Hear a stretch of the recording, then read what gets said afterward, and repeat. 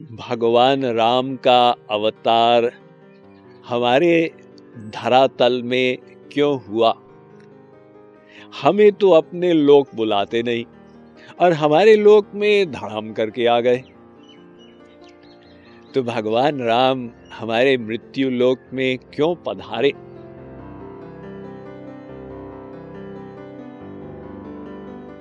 रामचरितमानस में कहा गया, हरि अवतार हेतु जेहि होई, इदमित्थम कही जाई न कोई। ये भगवान राम के अवतार का वास्तविक कारण क्या था, इसको बूझना, इसको परखना बड़ा कठिन है। और हरि गुरु की कृपा से ही कुछ कुछ बोध हमें हो सकता है। वही बोध हम आज प्राप्त करने का प्रयत्न करें। तो देखिए, भगवान के अवतार का एक कारण नहीं होता। राम जन्म के हेतु अनेका, परम विचित्र एक ते एका। तुलसीदास जी कहते हैं, भगवान के अवतार के अनेक कारण हैं और एक से एक विचित्र हैं।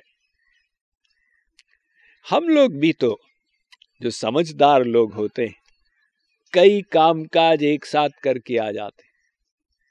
मान लो कि आप मथुरा में रहते और आपको दिल्ली से कुछ विशेष सामान खरीदना है, तो आप सोचते हैं भाई दिल्ली तो जाना ही है और वो सेक्रेटेरिएट में काम था गवर्नमेंट संबंधी, उसको भी कर लेंगे, और जीजा जी रहते हैं दिल्ली के चांदनी चौक में, उनसे भी मिल लेंगे और थोड़ा वहाँ वो स्पेशल होटल में ये नाश्ता करके भी आ जाएंगे। तो आप अनेक कार्य एक साथ करके आते हैं। और जो थोड़ा कम समझदार है, लेस इंटेलिजेंट, वो एक करके आया, फिर भूल गया, अरे ये तो मैंने किया ही नहीं था, चलो फिर से चलो। फिर आया तो सोचा हो ये तो रह गया, फिर से चलो। एक बार एक सेठ जी के यहाँ 2 एम्प्लॉइज थे। एक उनके सेक्रेटरी मुनीम जी और एक उनका नौकर चपड़ासी। तो मुनीम जी गद्दी पर बैठते थे सेठ जी की दुकान पर दिन भर। अब जो भी क्लाइंट्स आए उनको नींबू पानी पिलाएं, चाय पिलाएं, स्वयं नाश्ता पानी करें। और मुनीम जी की सैलरी थी 25,000 रुपए महीना। जो नौकर था रामू, वो दिन भर भागा करता था, वो सैलरी पाता था 5,000 रुपए महीने। तो रामू के मन में विचार आया कि मैं इतनी मेहनत करता हूं, मुझे 5,000 रुपए महीना मिलता और ये मुनीम जी 25,000 पाते हैं। तो रामू से रहा नहीं गया, उसने जाकर सेठ जी से पूछा कि सेठ जी, आप मुनीम जी को गद्दी पे बैठने के लिए 25,000 रुपए महीने की तनख्वाह क्यों देते? सेठ जी ने कहा, रामू मैं बताऊंगा। अगले दिन सुबह सेठ जी ने कहा, रामू हमारे यहाँ बहू के बच्चा हुआ है और बकरी का दूध पिलाना है बच्चे को। बकरी का दूध विशेष न्यूट्रिशियस होता है। बकरी पत्ते खाती है ना, तो वो दूध में विशेष न्यूट्रिएंट्स रहते हैं। तो बच्चे को बकरी का दूध पिलाना है, पता लगाओ गांव में कोई बकरी है क्या? रामू ने कहा, सेठ जी अभी गया अभी आया। वो इधर गया उधर गया, पता लगाया, बकरी है? हाँ। वापस आया, सेठ जी मैंने पता लगा लिया, अमुक घर में बकरी है। तो सेठ जी ने कहा, बकरी दूध देती है? उसने कहा, सेठ जी ये तो मैं पूछना भूल गया, मैं अभी आता हूं। फिर गया, पता लगाया, क्यों जी आपकी बकरी दूध देती है? उनने कहा हाँ देती है। तो भागे भागे आया, वेरी एक्साइटेड। सेठ जी, उनकी बकरी दूध देती है। सेठ जी ने कहा कितना दूध देती है? सेठ जी ये मैंने पूछा नहीं, रुकिए मैं अभी आता हूं। फिर गया, क्यों जी ये आपकी बकरी कितना दूध देती है? तो उन्होंने कहा 1 लीटर प्रतिदिन। वापस आया, सेठ जी वो बकरी 1 लीटर दूध देती है। सेठ जी ने कहा बकरी बेचेंगे क्या? सेठ जी ये मैंने पूछा ही नहीं, मैं अभी आता हूं। फिर गया, क्यों जी आप बकरी बेचोगे? उन्होंने कहा हाँ बेचने को तैयार है। वापस आए, सेठ जी वो कहते हैं वो बेचने को तैयार है। अच्छा कितने में बेचेंगे? अब ये आगे पीछे करते करते पूरा दिन बीत गया। अगले दिन सेठ जी ने मुनीम जी को कहा कि बहू के नवजात शिशु को बकरी का दूध पिलाना है, जरा पता लगाइए। से मुनीम जी गए, पता लगाया, बकरी को खरीद के वापस ले आए और हैंड ओवर कर दिया। सेठ जी ये लीजिए, पिलाइए बच्चे को बकरी का दूध।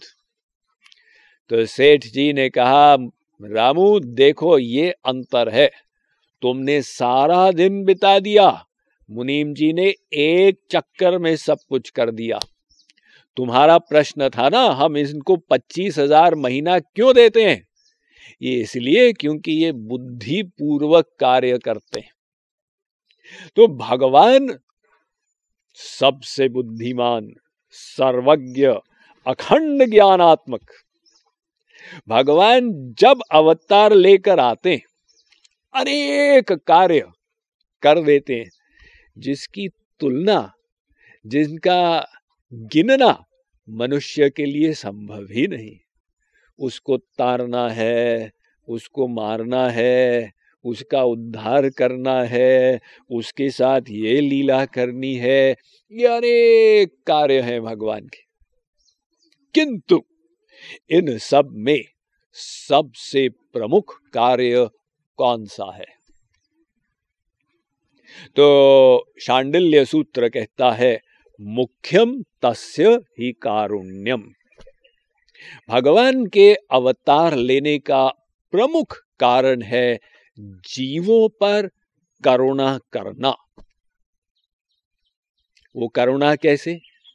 जीव को कल्याण के लिए परम आवश्यक है कि वो भक्ति युक्त मन को भगवान में लगाए। अब वो मन को भगवान में कैसे लगाएगा? भगवान अवतार लेकर ऐसी ऐसी लीलाएं किए जो जीव के चित्त को आकर्षित करते। अब जैसे भगवान राम ने जो लीलाएं की, ये इनमें इतनी मधुरता भरी हुई है कि आज भी लोग उसका स्मरण करते हैं। मंगल भवन मंगलहारी क्या कर रहे हैं जी? जी हमारा नियम है, प्रति गुरुवार को सुंदरकांड का पाठ करते हैं। तो भगवान राम को पता था लाखों वर्ष पूर्व कि ये कलयुग के जीव हमारी लीलाओं का स्मरण करते हुए भक्ति करेंगे। इसीलिए उन्होंने सोच के समझ के वो लीलाएं की। देखिए प्रथम बार जब रामायण दूरदर्शन टेलीविजन पर आई थी 1984-1985 में, रविवार के दिन सुबह 9 से 10 आया करती थी ना, तो उस समय पूरे भारत की गलियां खाली हो जाती थी, कोई बाहर दिखता ही नहीं था। हमने स्वयं चेक किया, करोल बाग में, कनॉट प्लेस में खाली, सब टेलीविजन के सामने देख रहे होते थे अब भगवान राम क्या लीला करेंगे। तो भगवान के अवतार लेने का प्रमुख कारण ये था कि जीवों को एक भक्ति करने की आधारशिला प्रदान करे। यदि हम उस अवतार का लाभ लेना चाहते तो आवश्यक है कि हम लीलाओं में मन को लगाएं और बुद्धि को भगवान में न लगाएं। लोग यही गलती कर देते, भगवान ने ऐसा क्यों किया, वैसा क्यों किया, लीलाओं को लेकर तर्क वितर्क करने लग जाते। अब राम स्वरूप तुम्हारा वचन अगोचर बुद्धि पर। भगवान हमारी बुद्धि से समझ में आ जाए तो फिर भगवान में और हम में अंतर ही क्या है। वो सर्वशक्तिमान, हम अल्प शक्तिमान, वो सर्वज्ञ, हम अल्पज्ञ, वो प्रकाशक, हम प्रकाश्य, वो प्रेरक, हम प्रेर्य, वो धारक, हम धार्यमान। भगवान को बुद्धि से भला कौन समझेगा। राम अतर्क्य बुद्धि मन वाणी, मत हमार अस सुनहु सयानी। इसीलिए अगर आप आध्यात्मिक कल्याण चाहते हैं, भक्ति योग के माध्यम से श्री राम श्री कृष्ण अवलंब लेती हुई भक्ति योग, तो हमारी एक सलाह, एक एडवाइस को मन में रखना। बुद्धि को भगवान में मत लगाना, बुद्धि को संसार में लगाना कि ये संसार में सुख नहीं है, ये संसार मेरा नहीं है, इसमें आसक्ति नहीं करनी। यहां बुद्धि को लगाए रखें और भगवान में मन को लगाएं। वो कितने सुंदर हैं, वो आनंद सिंधु हैं, वो ही मेरे हैं, वे ही मेरे लक्ष्य हैं, मेरी गति मति रति। तो ऐसा करने से कल्याण होगा। अब इसका लोग उल्टा कर देते हैं, बुद्धि को भगवान में लगाते हैं, ऐसा क्यों ऐसा क्यों, और मन को संसार में लगा देते हैं, संसार में आसक्ति कर दिए। तो मन कहाँ शुद्ध होगा। एक डॉक्टर ने दवाई दी, पेशेंट गया डॉक्टर के पास, डॉक्टर साहब मेरे पेट में बहुत दर्द होता है और आंख में भी बहुत खारिश है। तो वैद्यराज आयुर्वेदिक डॉक्टर थे, उन्होंने कहा देखो मैं ये चूर्ण दे रहा हूं, इसको पानी के साथ रात को ले लेना, और ये मलहम दे रहा हूं, इसको आंख में लगा देना। अब दवाई तो सही ले गया, प्रयोग गलत कर दिया। उसने चूर्ण उनको आंख में लगा दिया तो आंख टमाटर के जैसी हो गई, और मलहम को खा लिया तो पेट पपीते के समान फूल गया। अब डॉक्टर के पास आया, डॉक्टर साहब मेरी हालत सीरियस हो गई है, आपने क्या दवाई दी। डॉक्टर ने कहा इससे पहले सैकड़ों लोग ठीक हो गए, तुम्हारी हालत कैसे सीरियस हो गई। जब जांच की तो पता चला कि दवाई सही थी, प्रयोग गलत था। तो इसी प्रकार से भगवान ने हमें मन दिया है और बुद्धि दी, तो हमें अपना कल्याण करना इन दो प्रमुख यंत्रों के साथ। और वो कल्याण कैसे होगा। मन को भगवान में लगाएं और बुद्धि को संसार में लगाएं, तो भगवान की लीलाओं को दिव्य माने। जन्म कर्म च मे दिव्यमेवं यो वेत्ति तत्वतः त्यक्त्वा देहं पुनर्जन्म नैति मामेति सोऽर्जुन। अर्जुन, मेरे जन्म और कर्म के दिव्य रहस्य को जो समझ जाएगा वो दोबारा संसार में नहीं आएगा, क्योंकि फिर वो श्रद्धा युक्त मेरे लीलाओं में, रूप में, नाम में अपने मन को लगा के अंतःकरण शुद्धि करके अपना कल्याण कर लेगा। इस श्रद्धा के साथ, इस विश्वास के साथ हम भगवान राम के अवतार रहस्य को समझकर भक्ति करते हुए अपना कल्याण करें। बोलिए सियावर रामचंद्र की जय।